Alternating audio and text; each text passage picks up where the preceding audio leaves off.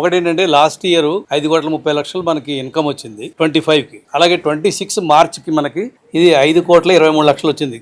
చూడడానికి ఇక్కడ 7 లక్షల రూపాయలు తక్కువ కనబడుతుంది. కానీ ఆ 5,30,00,000 ఏదైతే ఇన్కమ్ ఉందో అది 2025 మార్చిలో అప్పటికి ఎప్పుడో 98లో ఒక కేసు గెలిచాం మనం. ఆ గెలిచిన కేసు ద్వారా మనకి దాదాపుగా 34 లక్షల రూపాయలు ఇన్కమ్ అందులో యాడ్ అయి ఉంది. సో ఆ విధంగా చూస్తే ఈ ఇయర్ కూడా మనకి ఇంట్రెస్ట్ ఇన్కమ్ లో గ్రోత్ ఉంది, దాదాపుగా 30 లక్షలు గ్రోత్ ఉంది. మనకేంటంటే ఇప్పుడున్నటువంటి బిజినెస్ ఏదైతే ఉందో ఈ 31 crores కానీ 32 crores అడ్వాన్సెస్ ఏవైతే ఇచ్చున్నామో వీటిలో మనకి ఎన్పిఏ గా అయినటువంటి అడ్వాన్సెస్ అతి తక్కువ, మనకి 1% అరేంజ్ లో ఉన్నాము. దాంట్లో ఆల్రెడీ మనం 60% మనం ప్రావిజన్ కూడా పెట్టేసి ఉన్నాం. సో అంచేత మనకి ఎన్పిఎస్ ద్వారా డబ్బులు పోతాయనేటటువంటి భయం 80% లేదు. సో మనకి ఈ ఉన్నటువంటి అడ్వాన్సెస్ ద్వారా వచ్చే ఇన్కమ్ ఆ 5,40,00,000 లేదా 5,50,00,000 ఇది కంటిన్యూస్ గా వస్తూనే ఉంటుంది. ఈ ఏడాది ఇంకా బిజినెస్ పెరిగి గ్రోత్ పెట్టుకున్నారు వీళ్ళు, దాదాపుగా 45 కోట్లు అడ్వాన్సెస్ ఇద్దామని. ఆ విధంగా కనుక అడ్వాన్సెస్ ఇవ్వగలిగితే ఈ ఇన్కమ్ దాదాపుగా 6 కోట్ల పైన టచ్ అయ్యే అవకాశం. ఇది ఒక పాయింట్. రెండో పాయింట్, మనకి డిపాజిట్స్ వైపున కొంత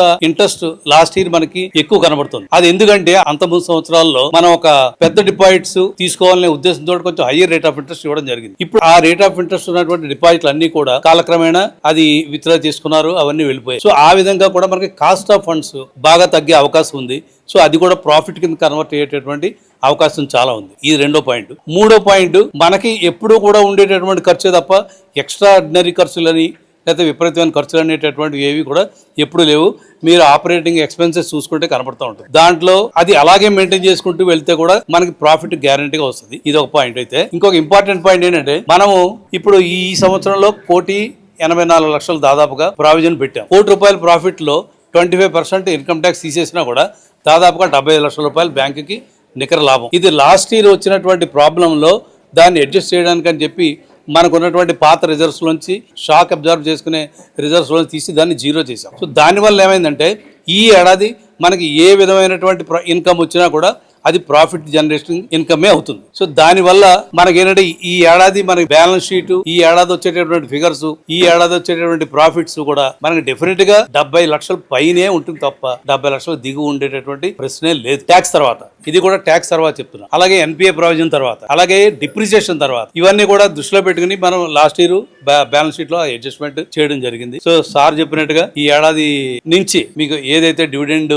లో తక్కువ అయితే ఉందో ఇవన్నీ కూడా 1 or 2 years లో మొత్తం ఈ పాత బ్యాక్లాగ్ అంతా కూడా మీకు డెఫినెట్ గా ఈ బ్యాంక్ తరఫున ఏ విధంగా మనకి ఆ 89 లక్షల రూపాయల ఆ డబ్బు మనకి జనరేట్ అయింది, అది మనకు చాలా ఇంపార్టెంట్ పాయింట్. ఎక్కడి నుంచి వచ్చింది ఆ డబ్బు? మనకేంటంటే ప్రతి సంవత్సరం కూడా ఒక 5 లక్షలు 6 లక్షలు మొత్తం ఈ డివిడెండ్లు ఇవన్నీ ఇచ్చేగా చిన్న చిన్న అమౌంట్స్ మిగులుతూ ఉంటాయి. ఇవన్నీ కూడా మేము గత 7-8 సంవత్సరాల నుంచి అలా పోగేసుకుంటూ వచ్చాం. అదీగాక మనకి కరోనా వచ్చిన టైంలో రిజర్వ్ బ్యాంక్ ఆఫ్ ఇండియా వాళ్ళు ఒక మనకి ఆంక్ష పెట్టారు. ఏంటంటే ఈ అమౌంట్ ఈసారి వచ్చినటువంటి ప్రాఫిట్ ని మీరు దేనికి వాడద్దు, డివిడెండ్లు వగైరాలు ఏమి ఇవ్వకండి, అది మీ దగ్గరే ఉంచుకోండి, అవసరమైనప్పుడు వాడుకోండి. ఆ విధంగా ఆ సంవత్సరం మనం దాదాపుగా 24 లక్షల రూపాయలు మనం దీంట్లో అట్టి పెట్టగలిగాం. సో ఇవన్నీ కూడా క్రమేణా కలిపి మనకి క్లిష్ట పరిస్థితుల్లో ఉపయోగపడ్డాయి. సో ఈ సంవత్సరం నుంచి ఆ పాత హిస్టరీ అనేటటువంటిది ఏది లేదు. పోతే ఈ 2.45 crores ఏదైతే ప్రాబ్లం ఉందో ఈ ప్రాబ్లం మనకి అది కోర్టులో ఉంది కాబట్టి మనం ఇప్పుడు దాని గురించి చెప్పలేము. అది కోర్టులో మనకి ఫేవర్ గా వచ్చినాడు, that will be A bumper profit to the bank and A bumper dividend to all of. Sir చెప్పినట్టుగా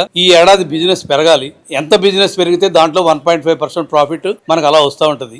ఇప్పుడు యాజ్ ఆన్ డేట్ అంటే మొన్న మార్చికి 77 కోట్లు ఉంది. దాన్ని దాదాపుగా ఒక 100 కోట్లు కనుక చేయగలిగితే, 100 కోట్లు చేస్తే మీ అందరి సహకారంతో అది కనుక సాకారం అయితే మనకి అద్భుతమైనటువంటి రిజల్ట్స్ ఉంటాయి. ఈ బ్యాంక్ నేను ఈ ఇయర్ బ్యాలెన్స్ షీట్ నేను ఓవర్సీ చేసా మొత్తం అంతా కూడా. చేసినప్పుడు నేను మా ఆడిటర్లను అడిగా, ప్రాబ్లం అయితే ఉందని ఆ ప్రాబ్లం పక్కకు పెడితే కోర్ ఇష్యూ, బ్యాంక్ లో కోర్ ఇష్యూ ఉంటుంది కదా, అంటే కోర్ బిజినెస్ ఉంటుంది కదా, ఆ బిజినెస్ గురించి మీ అభిప్రాయం చెప్పండి అని. వాళ్ళు ఏం చెప్పారంటే కోర్ ఇష్యూలో స్ట్రెంగ్త్ ఉంది, మీకు ప్రాబ్లం అయితే లేదు. కోర్ ఇష్యూలో మీరు జాగ్రత్తగా అలా రన్ చేసుకుంటే ప్రాఫిట్లు వస్తూనే ఉంటాయి. బ్యాంకుకి ఏ విధమైనటువంటి ఇబ్బంది లేదు. కోర్ బ్యాంకింగ్ లో ఏదైతే ఉన్నదో అదంతా కూడా స్ట్రాంగ్ గా ఉంది, స్ట్రెంగ్త్ ఉంది. I once again request all of you, దయచేసి బ్యాంక్ కి మీ బిజినెస్ ప్రపోజల్స్ తోటి హెల్ప్ చేయండి, బిజినెస్ పెంచండి. మీ తరపు నుంచి కూడా మీరు ఎవరైనా రికమెండ్ చేస్తే ఆ ప్రపోజల్స్ అన్ని చూడడానికి వీళ్ళు రెడీగానే ఉన్నారు. అలాగే డిపాజిట్స్ ఇవ్వండి, బ్యాంకుని పైకి తీసుకురావడంలో మీ యొక్క సహాయ సహకారాలు అందించండి. బ్యాంకు పెరుగుతుంది, తద్వారా మీరు కూడా పెరగమని చెప్పి మరీ కోరుకుంటూ